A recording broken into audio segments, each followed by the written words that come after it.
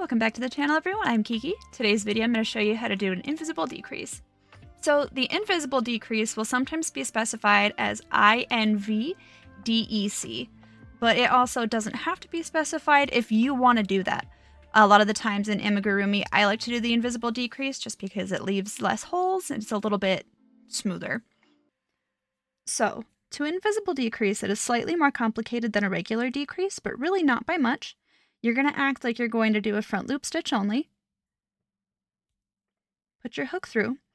Then while you have both of these loops on your hook, you're going to rotate your hook around into the next stitch like you're doing another front loop stitch. So now you're going to have the two front loops of 2 stitches. You're going to yarn over, pull through just those 2 loops. So then you're left with 2. Yarn over and pull through those 2. And that's just an invisible decrease. It leaves less of a gap than a regular decrease, but still looks good. All right, to see it again, you're going to go right in between that front loop, go around, go back into the front loop of the next stitch,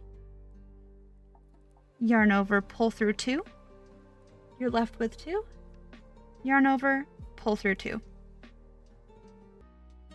All right, everybody, I hope that was clear. As always, please let me know down in the comments below how you're going along.